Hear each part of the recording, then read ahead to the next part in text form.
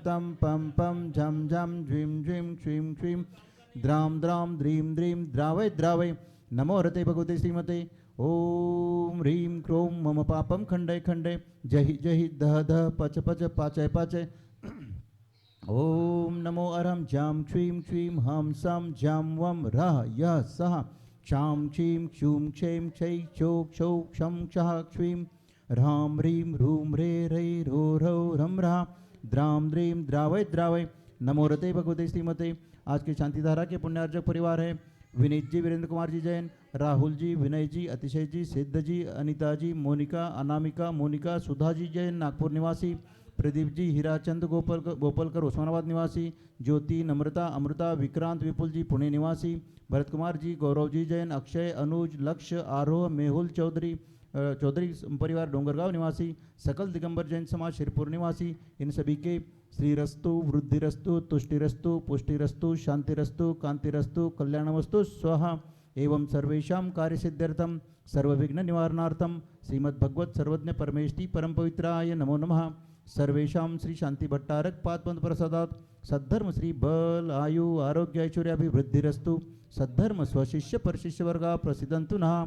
ओम ऋषभादय श्री वर्धमान परं चतुर्विंशतिरन्तु भगवन्तः सर्वज्ञ परम मंगल नामधेय सर्वेषां यह मुद्रिसिद्धिं तन्वन्तु सद्धर्मकार्येषु यह मुद्रिसिद्धिं प्रयच्छन्तु नः। ओम नमो रते भगवते श्रीमत्पार्श्वतीर्थंकराय श्रीमद्रत्नत्रय रूपाय दिव्य तेजोमूर्ते नमः। प्रभामंडल मंडिताय द्वादश गण सहिताय अनंत चतुष्टय सहिताय समोचरण केवल ज्ञान लक्ष्मी शोभिताय अष्टादश दोष रहिताय षट्चत्वारिंशत् गुण संयुक्ताय। हर आदमी के अंदर एक साहस की जरूरत होती है। साहस ही व्यक्ति को महान बना देता है। परम पूज्य आचार्य श्री विद्यासागर जी महाराज जी ने एक हाइकू के माध्यम से अपनी इस बात के लिए कहा कि भले ही हम दूर हों लेकिन निकट हो जाते हैं, अपनापन हो। अर्थात हम ये कह सकते हैं कि हमारे भले ही दूरी क्यों ना हो पर एक संकल्प और एक साहस जब हमारे अंदर होता है तो वो अपनापन पैदा कर देता है। जहाँ अपनापन होता है कि मेरा अपना है, हमारा मंदिर किसका है? अपना है। तीर्थ किसका है? अपना है। भगवान किसके हैं? अपने हैं। तो हम उनसे कितने भी दूर क्यों ना हो जाएं, लेकिन फिर भी निकटता पैदा हो जाती है। आचार्य श्री के इस हाइकू को सुनकर के मुझे ऐसा लगा कि सचमुच में आज सबसे बड़ी कमी अगर कोई है तो अपनेपन की है।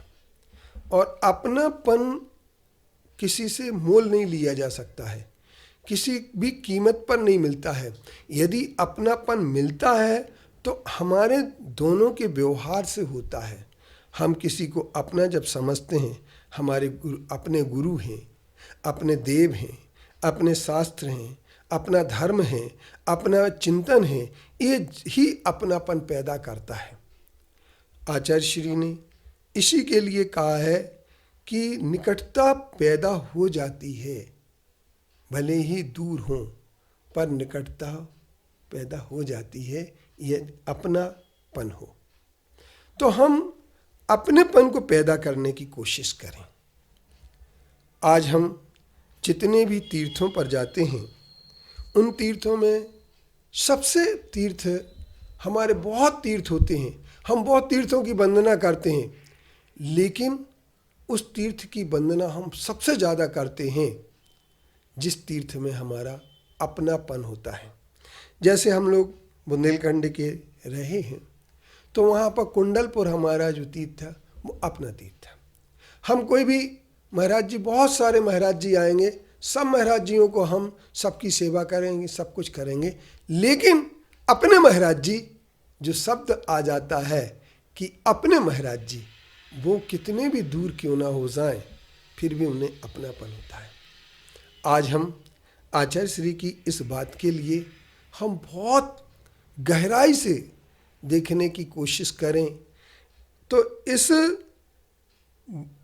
सुंदर से हाइकू में, छोटी सी हाइकू में बहुत बड़ी बात कह दी गई है।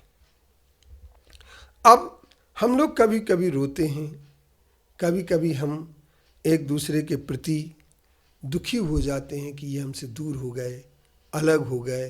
नहीं, अलग और दूर कोई नहीं हुआ, परंतु अपनापन जहाँ समाप्त हो जाएगा वहाँ पास रहते हुए भी व्यक्ति दूर हो जाता है।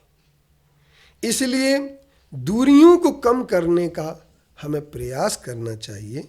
हमें ये प्रयास करना चाहिए कि हम दूरी कैसे कम कर सकते हैं।